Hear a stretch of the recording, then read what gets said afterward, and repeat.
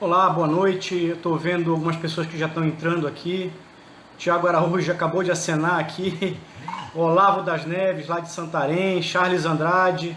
Tiago Araújo está já mandando o pedido aqui. Já vou aceitar o Tiago. Estava só aguardando isso.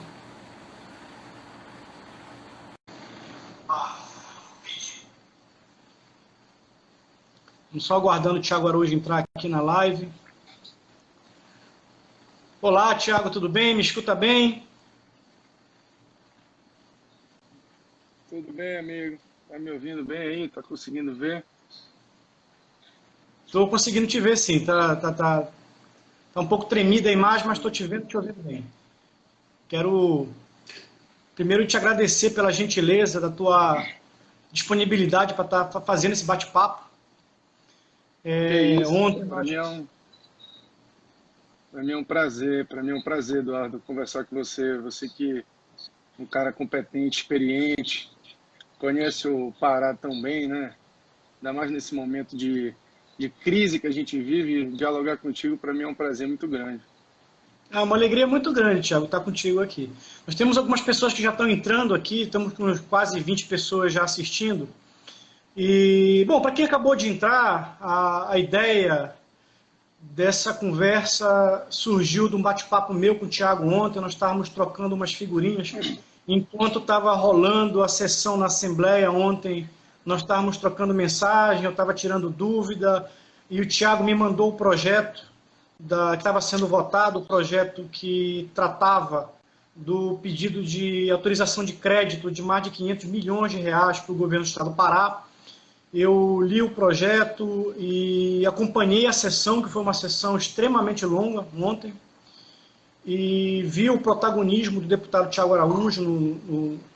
Foi talvez um dos deputados mais atuantes ontem na sessão. Apresentou, pelo que ele me relatou, 20 emendas, apenas 4 foram votadas.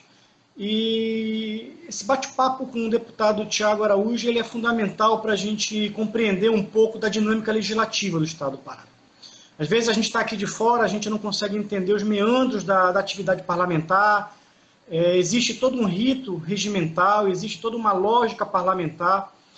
E falar com o Tiago Araújo, para mim, é um privilégio. O Tiago Araújo é um amigo pessoal, é uma pessoa que eu já conheço já há muito tempo, desde quando ele resolveu entrar no processo político.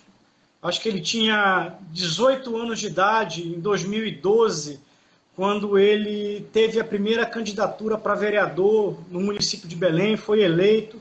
Foi um vereador muito atuante aqui em Belém e em função até da sua atuação, ele foi eleito deputado estadual também, muito jovem, e está no segundo mandato como deputado estadual. E eu tenho o privilégio de ter uma amizade com o deputado Tiago, que é uma pessoa, apesar de ser muito jovem, para mim, é um dos deputados mais qualificados que nós temos na Assembleia, é um deputado que consegue elevar o nível do debate, é uma pessoa que eu tenho tido uma interlocução frequente, sempre aberto ao diálogo, a tirar dúvida. De vez em quando eu mando um WhatsApp: Tiago, estou com dúvida nesse processo aqui na Assembleia Legislativa, ele me responde. Então, Tiago, é um privilégio poder te receber nessa live ao vivo aqui. Ô, Eduardo, para mim é um prazer, cara, um prazer conversar contigo. Eu tenho maior admiração pelo teu trabalho, somos da mesma agremiação partidária, disputamos a eleição para vereador juntos, disputamos a eleição para deputado juntos. O Eduardo sempre cresceu o nível interno no debate político, sempre demonstrando a importância da política como uma ferramenta de transformação da vida da população. Foi um gestor público excepcional quando comandou a pasta da FAPESP no governo passado. Eu, Eduardo, lhe garanto e lhe digo isso publicamente, que até hoje eu utilizo dos dados, dos números que a FAPESPA produziu no governo passado, do mapa de exclusão social, e a qualidade desses números até hoje são muito importantes para a gente poder balizar aquilo que a gente tem feito enquanto deputado estadual. Porque o mapa de exclusão que vocês produziam, certamente ele era tão completo que a gente conseguia cruzar dados e informações que faziam com que a gente tivesse uma visão cada vez mais holística dos problemas do Estado e fortalecia as nossas atitudes e as nossas ações para melhorar a vida da população. Além, evidentemente, de todo o reconhecimento que eu tenho sobre o Eduardo como um grande economista, sobre um grande professor, uma pessoa que certamente tem muito a contribuir para o Estado do Pará, já contribuiu e vem contribuindo cada vez mais. Então, para mim, é muito importante fazer essa live contigo, bater esse papo. Eu acho que tanto os meus seguidores quanto os teus seguidores têm interesse nessa troca de conhecimentos, de experiências e de vivências que a gente está tendo, né? E esse momento de lives, esse momento de pandemia, ele tem sido muito importante para que a gente possa utilizar do mecanismo tecnológico para conversar, se aproximar, bater um papo cada vez mais transparente com a população do Estado do Pará. Eu acho isso muito legal, Eduardo. Poxa, legal, Thiago. Mas vamos embora, o pessoal está entrando aí, vamos embora entrar logo no contexto da nossa conversa. Eu já recebi várias mensagens no WhatsApp durante o dia, perguntas e enfim. O fato é que ontem de manhã eu amanheci e quando eu olhei minhas redes sociais eu fui surpreendido com uma pauta, uma sessão extraordinária na Assembleia Legislativa que colocava como um assunto na pauta a aprovação de um projeto de autoria do Poder Executivo que autorizava uma operação de crédito de mais de 100 milhões de dólares, ou seja, estamos falando de mais de 500 milhões de reais. E aquilo me surpreendeu. Eu sou uma pessoa que acompanha o processo político, eu sou uma pessoa que acompanha os dados, e eu fui surpreendido com um assunto que não estava sendo pautado na mídia, não estava sendo pautado nos canais de televisão, nos jornais impressos, nas mídias sociais, etc. E, de certa forma, eu entrei em contato contigo, você me passou o projeto para eu poder dar uma lida, e chamou a atenção algumas coisas que são, para mim, fundamentais. Mas, para a gente entender isso, eu acho que é necessário fazer uma contextualização. Antes de nós entrarmos nessa questão da pandemia, da Covid-19, que está trazendo para todos nós uma angústia em relação até a mortalidade das pessoas, o colapso no sistema público e privado de saúde aqui em Belém do Pará e no estado do Pará, muitas pessoas falecendo, muitas pessoas não tendo acesso ao sistema público ou mesmo privado de saúde. Nós vivemos um período extremamente preocupante no Brasil, que eu costumava dizer que nós estamos vivendo um colapso do nosso federalismo fiscal. Talvez as pessoas mais antenadas devam lembrar que há 2 anos atrás, 20 estados, dos nossos 27, já apresentavam dificuldades no pagamento da sua folha salarial, inclusive alguns estados ainda não pagaram nem o 13º de 2018. Ou seja, havia e há um colapso no nosso federalismo fiscal, um colapso que atinge não somente os estados, mas atinge também os municípios. E há, portanto, uma necessidade urgente de nós rediscutirmos o nosso federalismo fiscal, daí a importância de assuntos como a reforma tributária. Mas o estado do Pará, de certa forma, vinha sobrevivendo nesse contexto, sendo em vários documentos do Banco Central, documentos do IPEA, da Secretaria do Tesouro Nacional, como um estado que se tornou referência no Brasil em termos da sua gestão fiscal. Era um estado com a menor relação entre dívida líquida e receita corrente líquida, é um estado que mantinha o pagamento do funcionalismo público em dia, era um estado com baixo nível de endividamento, em que pese nós temos uma baixa base tributária, em que pese sermos penalizados com, por exemplo, a Lei Candir, nós temos problemas com a cobrança do ICMS de energia no destino, mas, e aí é preciso dizer isso, enfatizar, eu acompanhei de perto o governador Simão Jatene, ele teve um papel importante no equilíbrio das contas públicas e deixou um Estado organizado. E esse Estado organizado vem permitindo, inclusive, a manutenção do pagamento do funcionalismo público em dia. Mas, bom, nós estamos vivendo uma crise sem precedentes. Então, naturalmente, essa crise sem precedentes está levando a uma queda na atividade econômica, uma baixa na arrecadação tributária do Estado. E nós estamos observando o Estado do Pará num processo de crescente endividamento. Ano passado foi aprovada uma operação de crédito para a Assembleia Legislativa de 800 milhões de reais, e agora nós tivemos uma operação de crédito aprovada, na minha opinião, a toque de caixa, na minha opinião, um processo com pouca transparência, um processo pouco debatido publicamente, E isso gera uma angústia, porque nós estamos observando no projeto, esse projeto ele tem umas questões que são curiosas. Por exemplo, e eu não nego a importância de nós termos condições de viabilizar o enfrentamento da pandemia do Covid. Acho que, inclusive, a buscar recursos para enfrentar a pandemia do Covid é um assunto, uma pauta necessária. Entretanto, nós precisamos observar algumas questões no projeto. Eu queria te ouvir qual é a tua opinião em relação ao projeto que foi apresentado, qual é a tua sensibilidade, qual é a tua leitura do projeto. Eduardo, a gente vive um momento muito triste, né? Que foi a chegada do problema do coronavírus. Certamente nenhum estado da Federação Brasileira estava preparado para enfrentar esse vírus tão aterrorizante. E o Pará, sem dúvida nenhuma, vivendo as dificuldades econômicas que nós temos e vivendo principalmente a desigualdade social existente aqui na nossa região, o vírus tem uma probabilidade de propagação e de ter um impacto na sociedade cada vez maior.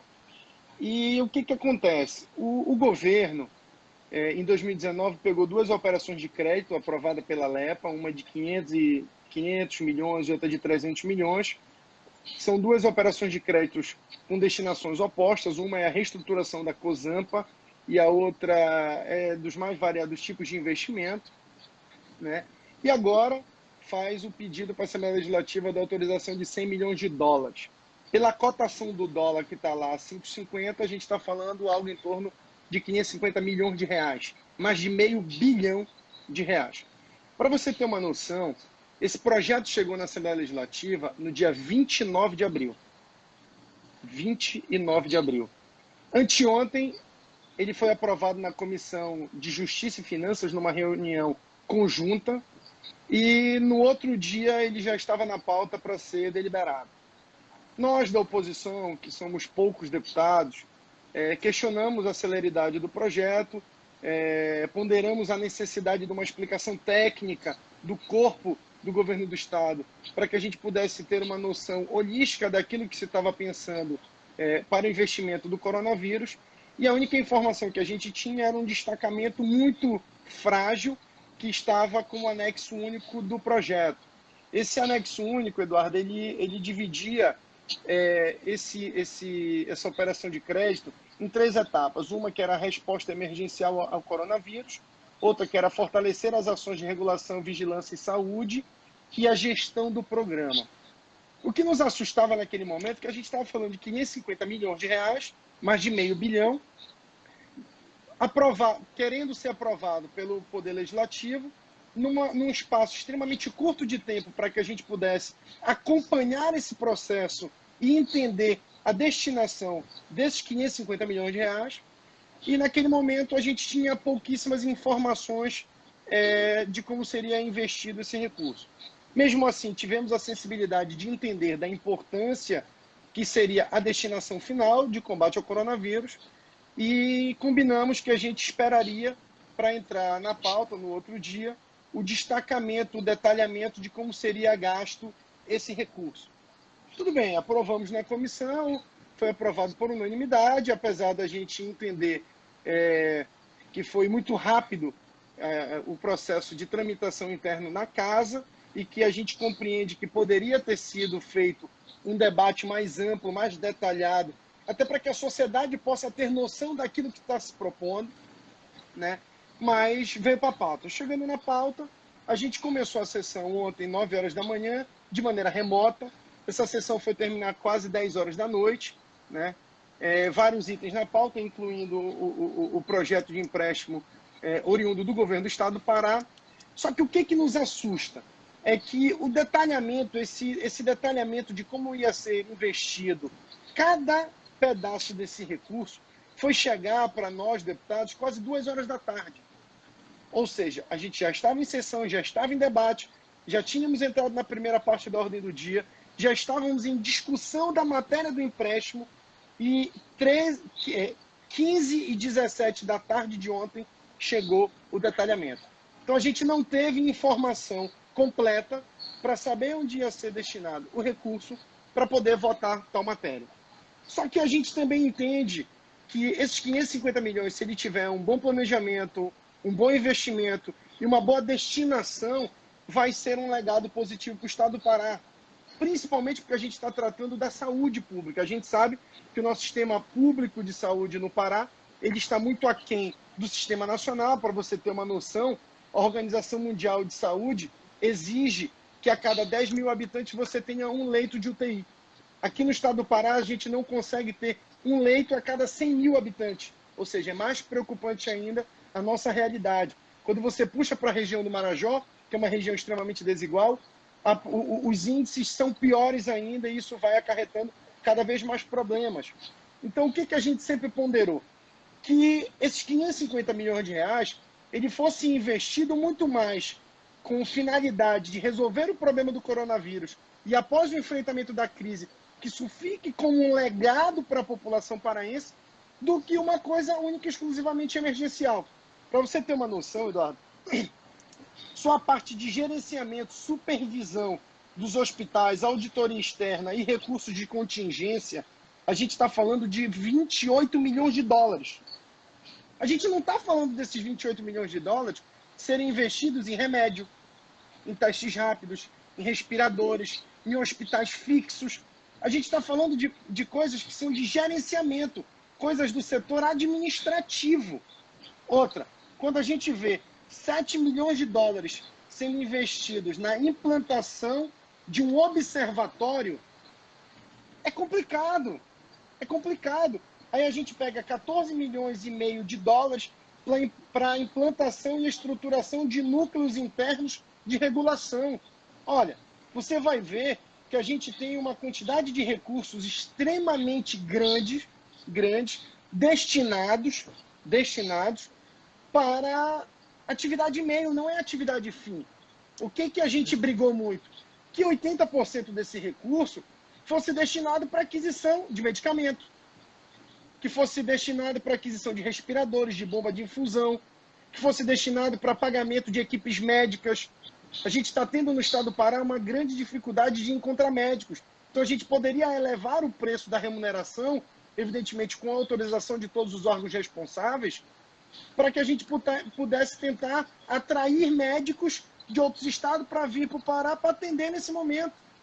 Mas não. O que aconteceu? Aprovaram o projeto na íntegra, todas as nossas emendas aprovadas foram rejeitadas, inclusive as minhas emendas que eu apresentei propondo esse remanejamento, que o recurso fosse muito mais destinado para aquisição de remédios, de teste rápido, de exames de PCR, de exames laboratoriais como de tomografia, mais equipamentos como bomba de infusão, respirador, macas, estrutura. Por quê?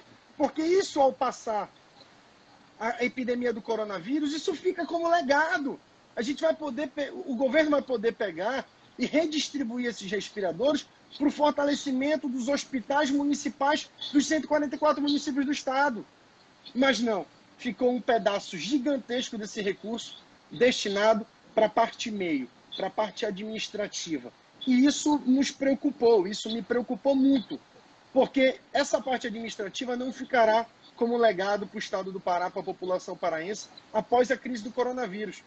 E após a crise do coronavírus, o estado do Pará vai começar a pagar essa operação de crédito. A população não pode esquecer que o governo que está nesse momento não vai pagar uma parcela de amortização deste empréstimo. São 5 anos de carência e 10 anos para pagar a dívida.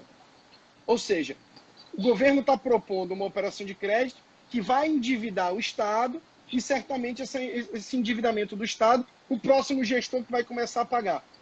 Então, ao invés da gente ter um equilíbrio nas políticas públicas e as operações de crédito, elas têm que ter, sem dúvida nenhuma, um atrativo de desenvolvimento para a população, mas ela tem que ter um comprometimento de não comprometer futuramente a economia do estado do Pará. E aí o que aconteceu ontem na votação? A gente teve todas as emendas reprovadas, os colegas parlamentares que são ligados à base governista, através, evidentemente, de uma orientação, rejeitaram as nossas emendas, deixando o projeto na íntegra. eu quero registrar com muito louvor do apoio do deputado Eliel Faustino, da deputada Marinô, do deputado Fábio Figueiras, do deputado Orlando Lobato, da deputada Heloísa Guimarães, que foram sempre parceiros na tentativa de aprovar as emendas modificativas para que a gente pudesse fazer um remanejamento na distribuição desses 550 milhões de reais. E a emenda mais polêmica foi a emenda da transparência. Eu fiz 2 emendas no sentido de transparência, pedindo para que a gente, no portal da transparência, na lei da transparência, criasse um link diferenciado para que existisse um detalhamento de como ia ser gasto os 550 milhões. Por quê? Se você entrar no site da Transparência do Estado do Pará, já é difícil de ter acesso a todas as informações. Então, esse detalhamento, num link separado, iria facilitar para que a população pudesse acompanhar o gasto dos 550 milhões. A gente não está falando de 50 mil reais. A gente não está falando de 550 mil. A gente está falando de mais de R$500 bilhão no momento de crise. E aí, infelizmente, a nossa emenda exigindo transparência foi rejeitada. Eu não faço juízo de valor do porquê foi rejeitada, mas eu tenho que ponderar minha tristeza em terem rejeitado uma emenda que, ao meu ver, não modificaria nada do corpo do projeto, não estaria mudando nada da destinação do recurso do projeto, ela só estaria deixando textualmente na lei, claro, um novo link para que a população tivesse mais facilidade de acompanhar os gastos públicos. E assim, eu fico muito preocupado, Eduardo, por quê? Porque a gente está vendo um momento de crise econômica, e essa crise econômica vai trazer uma recessão muito grande para as receitas do nosso Estado, e essas operações de crédito automaticamente estão comprometendo futuramente os gastos do Estado do Pará. Quais serão as formas do atual governo reagir perante a crise para recuperar a economia posterior? Não sei te dizer. Acho que cada governador tem a sua forma de agir. Agora, aquela narrativa de que o governo passado tinha quebrado o Estado do Pará, tinha deixado com mais de 1 bi de déficit, isso vai por água abaixo, e eu disse isso ontem publicamente na sessão. Por quê? Porque a gente está vendo que o atual governo já pegou quase 2 bilhões de reais em operações de crédito, e se o Estado do Pará tivesse quebrado, como disseram que ele tinha sido quebrado até o término de 2018, certamente essas operações de crédito, a Secretaria do Tesouro Nacional já teria se posicionado, os órgãos responsáveis já teriam se posicionado de maneira contrária a autorizar o Pará a pegar novas operações de crédito. Tiago, é curioso porque quando você lê o projeto, no próprio parecer técnico da Secretaria Estadual da Fazenda, assinado inclusive por um dos gestores da Secretaria, vai de encontro a essa tese, porque coloca que o Estado do Pará tem um lastro de endividamento de 2,9 bilhões de reais. Ou seja, um Estado que tem um lastro de endividamento é um Estado pouco endividado. É um Estado, portanto, que o governo atual herda uma contabilidade pública equilibrada, um Estado com baixo nível de endividamento, mas isso me causa preocupação.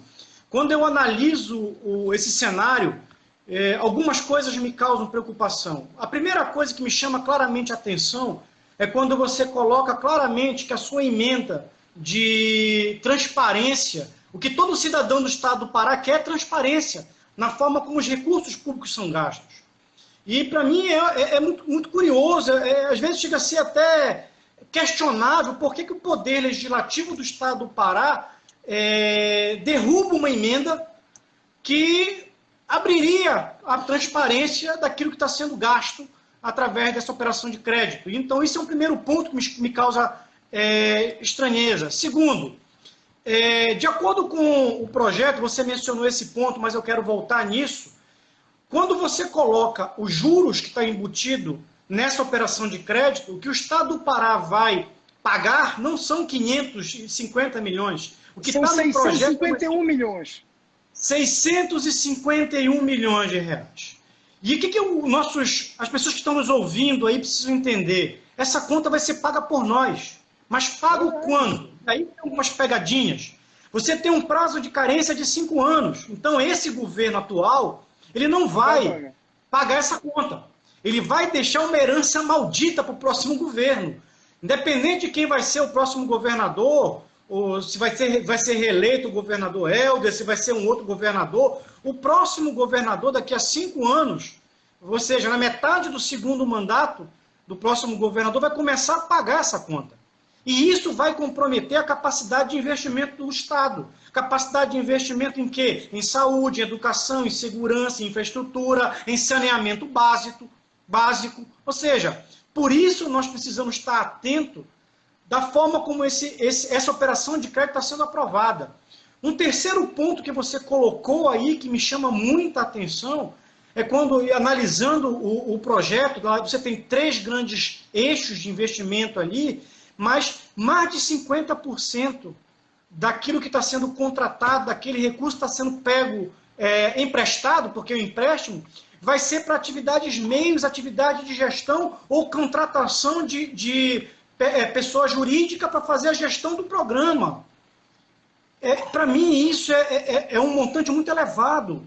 Ou seja, esse recurso que vai endividar o Estado, vai comprometer as contas públicas, mas isso não vai chegar na ponta, no cidadão. O cidadão quer leito hospitalar, o cidadão quer um respirador para o seu parente que está enfermo, o cidadão quer cloroquina, azitromicina, que sumiram das farmácias que nós temos por aí, privadas. O cidadão quer, portanto, serviço público. E quando você pega uma operação de crédito de mais de 650 milhões, porque esse é o nosso passivo, é o valor final. Valor final. Metade disso é para gerir essa operação de crédito, é para fazer a gestão desse programa. Isso, para mim, é um valor muito alto. É um valor é um montante que não chega, portanto, no cidadão que deveria ser o beneficiário.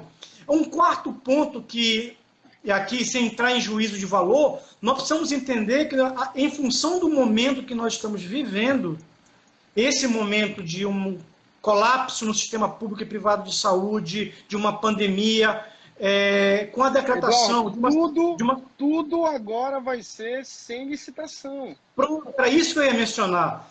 Esses 650 milhões de reais, eles vão ser gastos sem licitação. E me causa preocupação, porque nós não estamos vendo transparência. Existe um template que anda circulando nas mídias sociais, que mostra que, por exemplo, o estado do Pará foi o estado que pagou mais caro por respiradores. Ou seja, nós compramos respiradores, pagamos 5 vezes mais caro que o estado de Minas Gerais.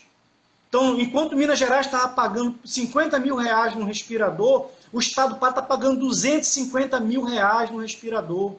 Então, quando você coloca uma emenda, eu quero te parabenizar pela tua coragem, eu acompanhei um pouco do debate ontem, de fazer esse contraponto quase que solitário, você citou uns 3 ou 4 deputados ali, e eu acho curioso, eu faço a menção aqui de uma outra coisa, Thiago.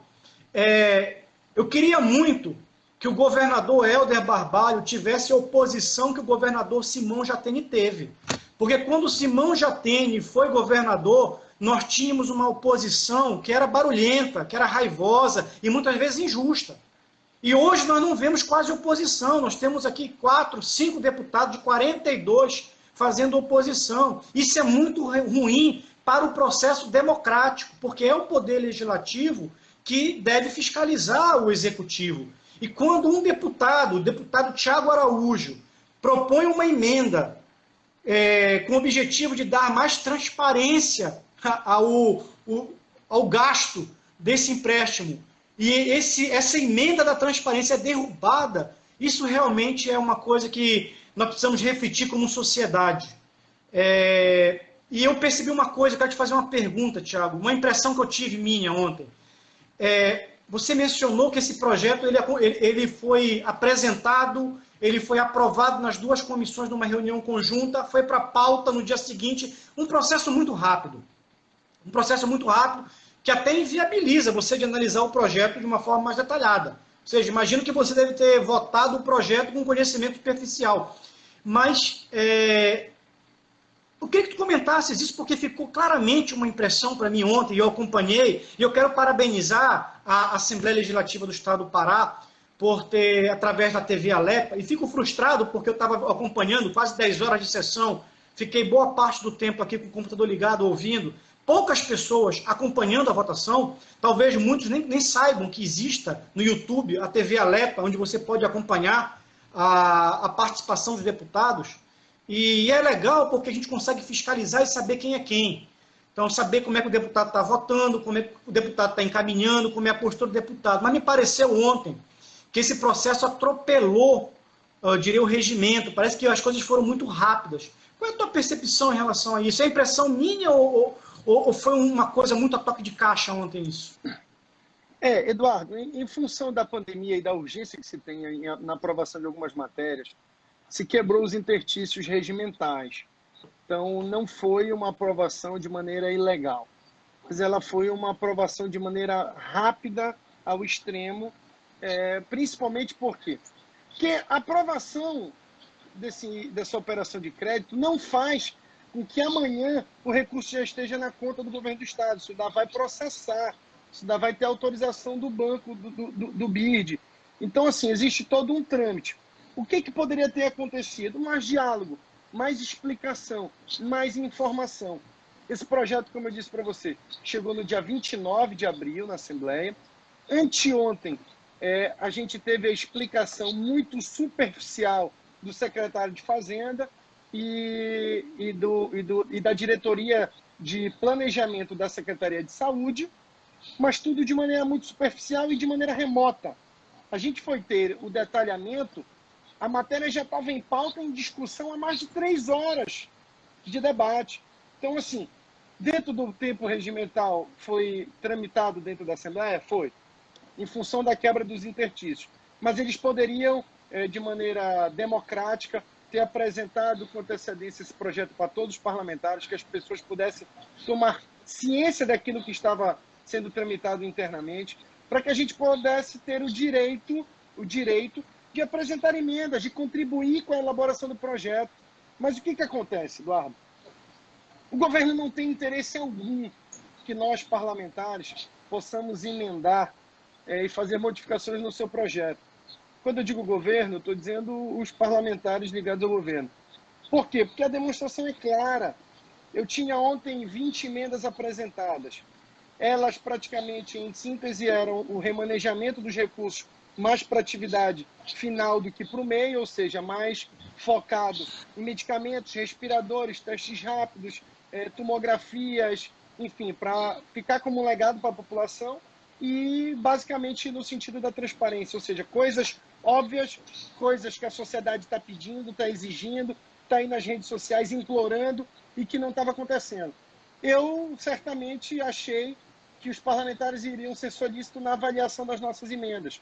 Tirei algumas delas em função de não protelar a votação, deixei aquelas que eu achava que era mais importante serem debatidas e mesmo assim, rejeitaram as minhas emendas. Não tiveram interesse de analisar elas como emendas positivas para o projeto. E assim, isso é muito complicado, porque a gente vê que o seu direito de legislar, de emendar, de contribuir, ele está sendo retirado por uma maioria absoluta que não está conseguindo compreender que o legislativo é um poder independente e que ele unificado ele traz benefícios para a população. E aí eu não faço uma crítica ao parlamento como um todo. Existem parlamentares que ainda não conseguiram ter a compreensão dessa importância como um todo. Outros já. Isso é importante. Eu acho que você ser aliado de um governo, como eu já fui aliado de governo e hoje sou parlamentar de oposição, eu respeito, Eduardo, apesar de ser oposição, muitas medidas do atual governo. Acho que o atual governo tem sido positivo em algumas tomadas de decisão, mas tem errado muito em outras tomadas de decisão. E o meu papel como parlamentar e um participante de um poder independente, eu tenho que criticar aquilo que está errado. Eu tenho que ponderar aquilo que está errado. Para você ter uma noção, e você me perguntou isso, eu acho que foi anteontem, como estava o processo de acompanhamento do Legislativo perante as medidas do governo do Estado nesse momento de crise, nesse momento de pandemia, nesse momento do decreto de calamidade pública. A gente criou uma comissão de acompanhamento dos gastos públicos em função do decreto. Essa comissão, até o presente momento, aconteceu 2 reuniões. 2 reuniões. Uma com a Secretaria de Fazenda, com a Secretaria de Planejamento e com o presidente do Fundo Estadual de Saúde. E a outra reunião aconteceu com o secretário de Saúde do Estado do Pará. Na primeira reunião, a gente pediu para que o governo liberasse para a gente um informativo de como ele vai gastar os mais de 800 milhões de reais previstos no enfrentamento da crise. Não sei se vocês acompanharam, mas a gente aprovou, há uns 15 dias atrás, a abertura de um crédito adicional orçamentário que autorizava o governo a fazer um remanejamento para um novo programa chamado Covid Pará. Esse Covid Pará tem recurso do Banpará, tem recurso do Tesouro, tem recurso de emendas federais, tem recursos dos recursos transferidos por parte do governo federal. E o que a gente pedia? Secretários, mandem para o Legislativo, como órgão que vai fiscalizar o Executivo, um documento de maneira discricionada para que a gente possa entender como vocês querem gastar cada centavo desse recurso público. Eduardo, passou uma semana, passou 2 semanas e o material não chegou. Isso é importante que se diga, por quê? Porque a gente quer acompanhar as ações do governo. A gente quer contribuir com o funcionamento público para que a sociedade possa ter uma resposta imediata.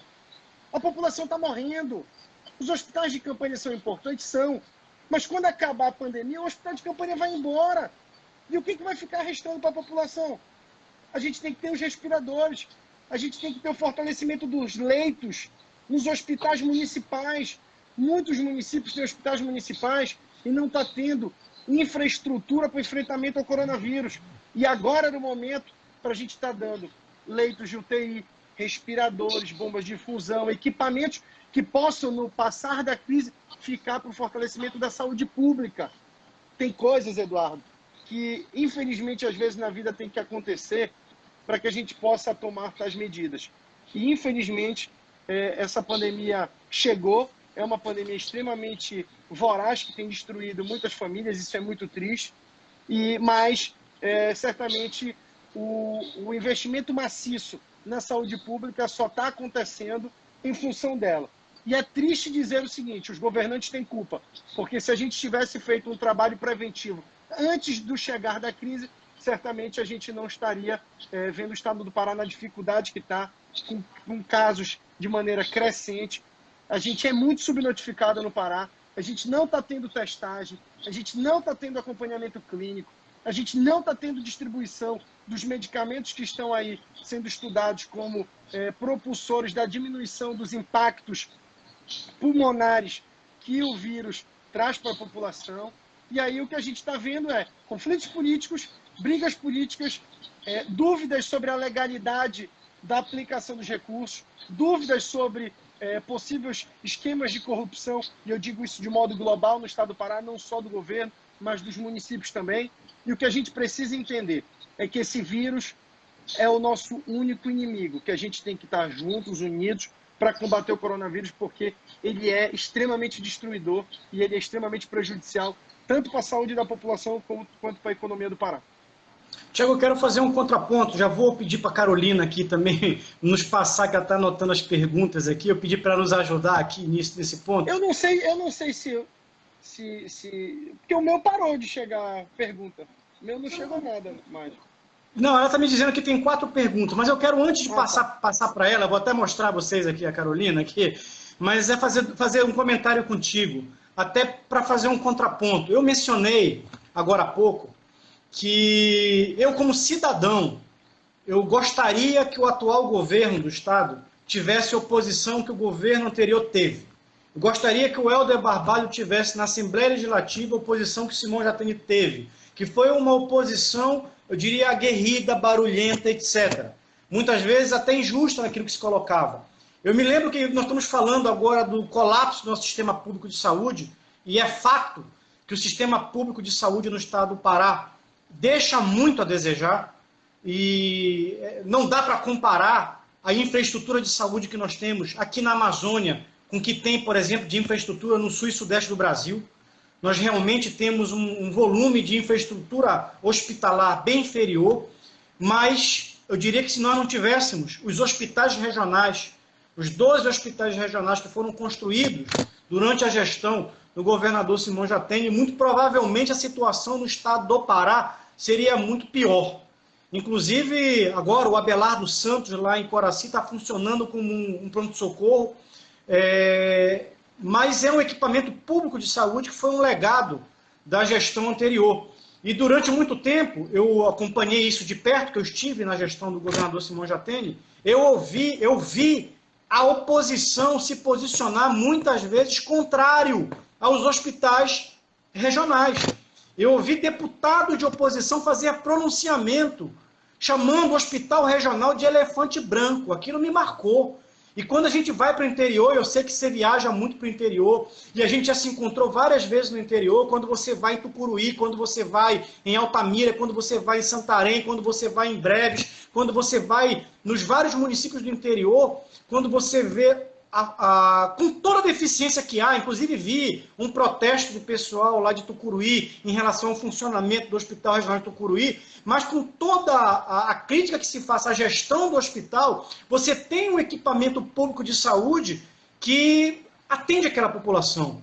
E antigamente essas pessoas só tinham uma alternativa, que era migrar para a região metropolitana, vir para Belém. E eu acompanhei, volto a dizer, uma oposição que foi contrária. E hoje essa oposição que foi contrária e hoje está no governo, entende a importância desses equipamentos de saúde. Mas fico muito triste quando você menciona mais uma vez pontos referentes à transparência. O que nós queremos como cidadão, e aqui eu falo como cidadão, é transparência no uso dos recursos públicos. Nós tivemos agora, há poucas semanas, o Ministério Público se retirando de uma comissão que foi montada porque as informações que foram solicitadas não foram repassadas para o Ministério Público. Eu fico me perguntando se o Ministério Público não tem acesso às informações, se o deputado estadual, que é eleito com a finalidade de fiscalizar o executivo, não tem acesso à informação, como é que nós podemos exercer o controle social? Fica essa pergunta, não é para você repetir, porque é uma reflexão, é mais uma provocação para quem está nos assistindo, no sentido que nós precisamos avançar enquanto sociedade, enquanto instituições democráticas. Mas eu vou agora mostrar a Carolina aqui do meu lado, aqui, Thiago. Ela está aqui acompanhando a live, e eu vou pedir para ela fazer as perguntas que ela anotou aqui. Consegue ouvir? Consigo? Não, ela vai ler para a gente aqui. Vamos lá, ela vai ler aqui para a gente. Como fica o cumprimento da Lei 101 de 2000 diante dos gastos do governo do Estado? Você sabe o que é a Lei 101, Thiago? De cabeça eu te confesso que não, Eduardo. É a Lei de Responsabilidade Fiscal. Ah, tá. Quando você fazer a pergunta, tem que dizer qual é a lei, senão é pegadinha. Ninguém tem obrigado a saber número de lei. Faz as 4 perguntas. Também. Vou pedir para fazer as 4 perguntas. São sobre a responsabilidade fiscal, como é que fica a questão do governo em cima da responsabilidade fiscal, ainda mais por ele estar passando a dívida para outro governo, tá? Como fica a capacidade de endividamento do Estado depois desse empréstimo? Basicamente isso, né? É isso. Bom, Thiago, vamos lá, só para que as pessoas também entendam. O nosso papel de fiscalizar, ele não proíbe que o governo tome tais medidas nesse momento. Sobre a lei de responsabilidade fiscal, quem vai fazer o acompanhamento mais global disso vai ser o Tribunal de Contas do Estado. O que a gente vai fazer é posterior à avaliação e o julgamento do Tribunal de Contas do Estado, ele vai encaminhar para a Assembleia Legislativa para a gente julgar politicamente, por parte do Legislativo, aquilo que o órgão que é auxiliar do Legislativo vai estar encaminhando, como a gente está fazendo já sobre as contas do ex-governador Jatene. Então, assim, sobre o cumprimento da lei de responsabilidade fiscal, isso fica muito a cargo do TCE. Hoje o TCE que vai fazer esse julgamento. Nós, deputados estaduais, vamos ter que acompanhar, evidentemente, o cumprimento da lei de responsabilidade fiscal, mas vocês mesmos podem acompanhar que a gente está tendo dificuldade de acesso a algumas informações. Por isso que a gente tem cobrado muito, inclusive, do Tribunal de Contas do Estado, pedindo apoio do Ministério Público. Eu tive uma reunião na semana passada com o Ministério Público Estadual, o Ministério Público Federal, todo mundo de maneira coletiva, buscando mecanismos para que a gente pudesse cobrar do governo do Estado o cumprimento das metas fiscais, da lei de responsabilidade fiscal, e que ele cumprisse tudo aquilo que está no seu balanço para o ano de 2020, principalmente nesse momento de enfrentamento à pandemia do coronavírus. Sobre a questão do empréstimo, ele tem essa prerrogativa, infelizmente, de adquirir esse crédito bancário, vamos considerar assim. É complicado? É complicado. Eu acho que deveria ter muito mais prudência da gestão no sentido do não endividamento do que uma medida do legislativo de fiscalização ou de cobrança para tal empréstimo. Por quê? Que é o que eu acabei de dizer. Ele tem esse direito. Ele não está fazendo nada ilegal. O que a gente está discutindo aqui, eu e o Eduardo, é que, apesar dele ter o direito de endividar o Estado até um percentual da sua receita corrente líquida, ele sabe que ele está comprometendo o futuro. Ou seja, às vezes tem pessoas que, ao invés de enxergarem que o Estado ele é muito maior do que um governo, ele prefere colocar o governo muito maior do que o Estado, a ponto de tentar, no pós-governo, ficar um legado de excelência para que o seu nome político possa sempre ser lembrado. O problema é que, quando ele sai, ele deixa um passivo que o próximo certamente vai ter dificuldade de pagar e não vai conseguir dar continuidade em políticas públicas eficientes para a população. E o Eduardo disse uma coisa que é importante. Esses empréstimos agora, eles vão ter que ser amortizados no futuro. E essa amortização do futuro pode estar comprometendo políticas essenciais de saúde, educação, de saneamento, do pagamento do funcionalismo público. Então, assim, pela legislação, ele está autorizado a pegar essas operações de crédito. Mas isso vai muito mais do interesse, do entendimento do gestor, do não endividamento da máquina pública, num percentual comprometedor para o futuro, e sim que possa agir de maneira equilibrada ao ponto de amanhã conseguir pagar a dívida, mas de não comprometer as políticas essenciais, básicas, saúde, educação, segurança, funcionalismo público do futuro. Então, eu acho que isso é muito importante, esse equilíbrio entre a tomada de atitude do gestor e analisar que um governo é muito maior do que um governante. Acho que você foi muito feliz, Thiago, no ponto que você colocou, porque em relação à lei de responsabilidade fiscal, esse projeto ele não dialoga diretamente, porque a lei de responsabilidade fiscal, ela, entre outras coisas, ela vincula percentuais de gastos orçamentários. Bom, o que nós temos acompanhado historicamente no estado do Pará? Nós estávamos chegando ao limite prudencial ali. Isso significa o quê? Que provavelmente a situação orçamentária do estado deve piorar em função da queda da atividade econômica, que você tem que ter um volume no orçamento, um montante no orçamento para pagamento de funcionalismo público. Então, o orçamento do Estado não pode ultrapassar um determinado nível. Bom, o que nós estamos acompanhando agora, em função da deteriorização das contas públicas, causado pela crise econômica, queda de arrecadação do Estado, muito provavelmente o Estado não vai conseguir, nos próximos anos, reajustar salário de servidores, não vai conseguir fazer concurso público. Mas o que mais preocupa não é a lei de responsabilidade fiscal em si, mas foi um ponto que você colocou, que eu acho que é fundamental. A capacidade de investimento do Estado do Pará é baixa. No nosso orçamento, gira em torno de 6,5%. Algo em torno de, vamos lá, varia, dependendo do ano, 950 milhões até 1 bilhão e 300 milhões. Deve ser algo em torno de 1 bilhão e 200 milhões para esse ano, mais ou menos por aí. Mas quando você contrata uma operação de crédito com uma carência de 5 anos, daqui a 5 anos, essa operação de crédito precisa ser paga. E isso vai fazer com que isso entre no orçamento do Estado e diminua a capacidade que o Estado tem de pavimentar estradas, investir em saneamento básico, comprar equipamento para segurança pública, construir novos hospitais, enfim, isso diminui a nossa capacidade de investimento. Então é por isso que é importante a gente estar acompanhando esse debate.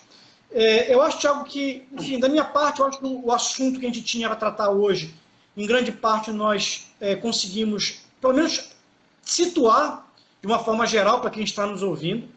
Eu fico muito feliz com a possibilidade de nós termos acesso a um mandato parlamentar que permite esse diálogo público. Eu quero te parabenizar por isso, porque não é todo deputado, não é todo parlamentar que está aberto para um debate público, que está aberto, inclusive, para perguntas e questionamentos, que atende as dúvidas, as perguntas. Então, eu quero te agradecer. E eu quero te fazer um convite para você pensar.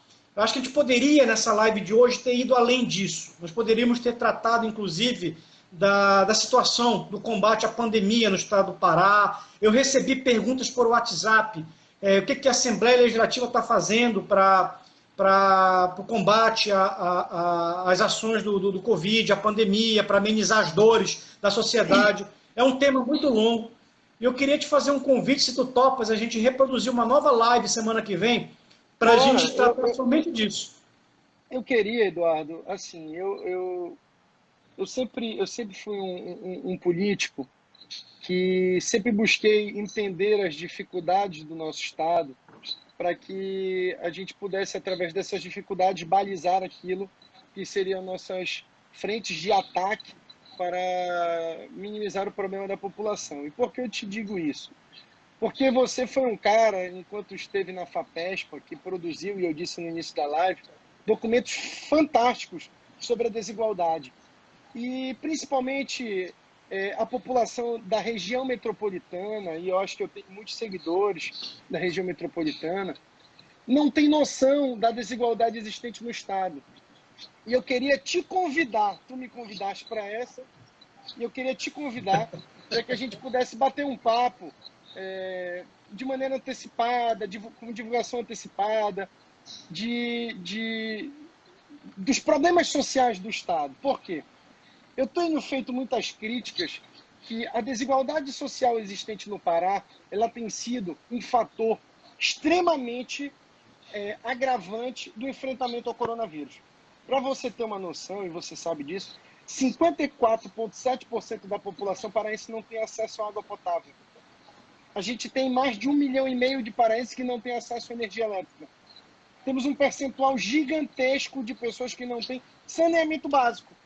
E as pessoas não conseguem entender que esses números, eles são extremamente preocupantes. Por quê? Porque não adianta você ter o álcool gel, porque uma hora o álcool gel vai acabar. Se você não tiver água e sabão, você vai estar aumentando a sua probabilidade de se infectar, porque você está tendo menos higiene.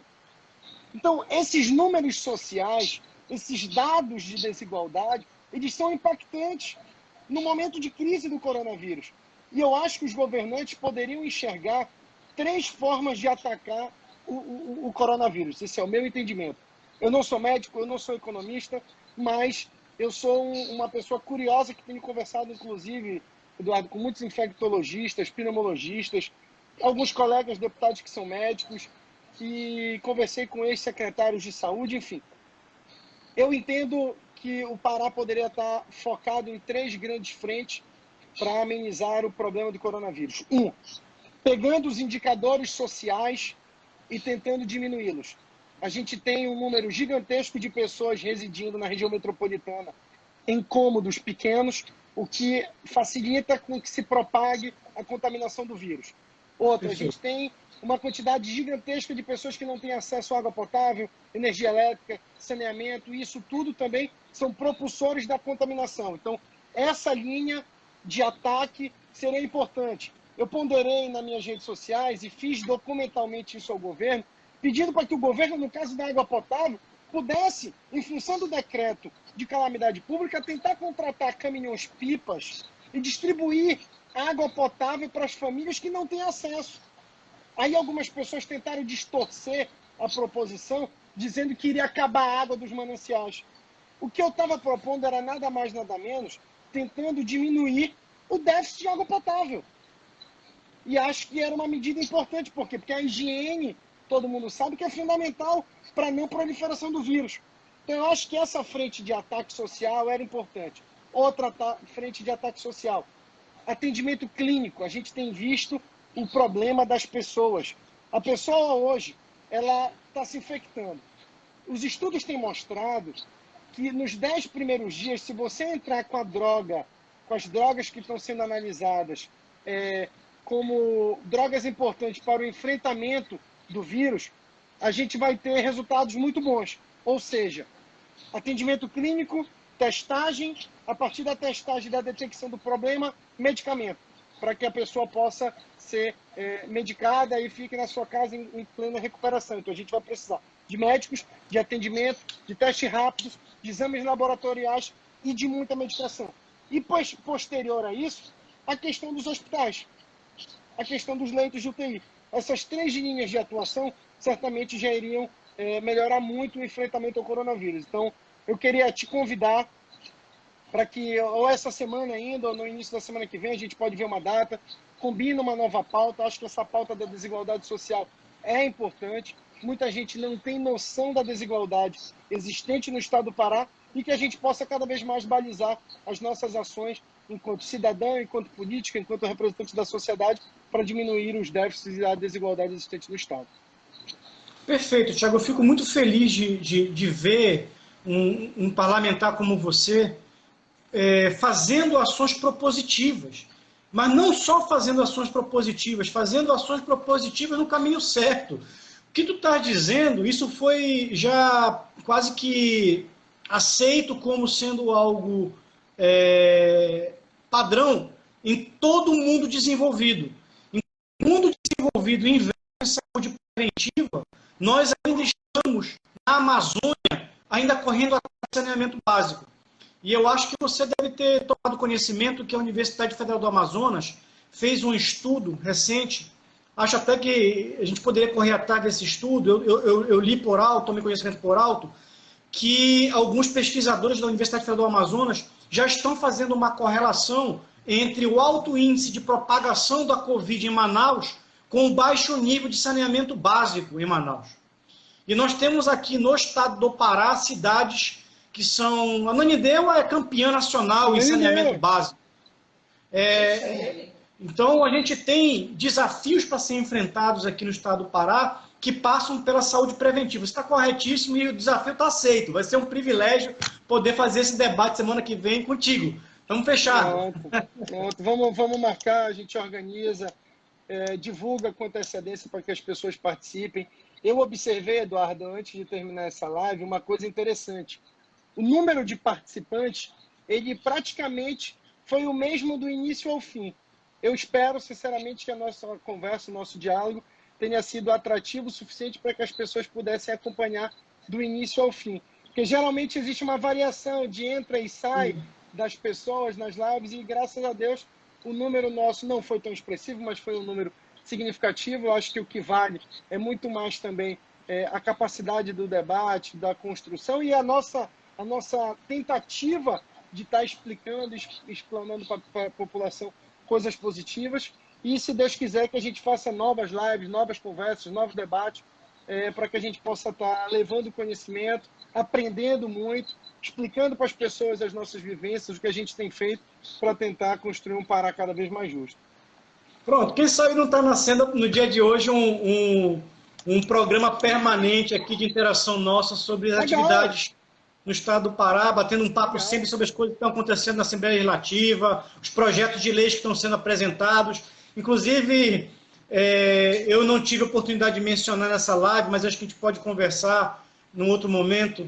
Eu sou muito grato a ti, porque eu, quando fui candidato a deputado estadual, eu tinha uma ideia de um projeto de lei. Eu não me elegi, mas eu entrei em contato contigo e te dei a ideia. Eu te dei a ideia num dia à noite, no dia seguinte tu me mandaste já a minuta do projeto de lei. E eu acho isso muito legal, Thiago, porque o que menos importa é quem está lá, mas as ideias que estão sendo defendidas lá. E eu vejo que você é um deputado que tem me representado muito ali na Assembleia Legislativa. Obrigado. E você é um deputado qualificado. E eu acho que nós deveríamos ter mais deputados aguerridos como você, fazendo pautas propositivas. Então, parabéns, e vai ser um privilégio a gente estar semana que vem mantendo esse contato permanente aqui a partir de hoje. Eduardo, muito obrigado. Grande abraço a todo mundo que acompanhou a live. A gente vai divulgar a próximo bate-papo com uma nova pauta. Tem projetos tramitando lá na Assembleia, acho que eu posso te passar isso para que a gente possa analisar, pegar algum deles e ir conversando. Até para que a gente monte um canal também, eu topo, de interação para que as pessoas possam ter mais ciência daquilo que está sendo feito. Perfeito. Então, obrigado, Thiago.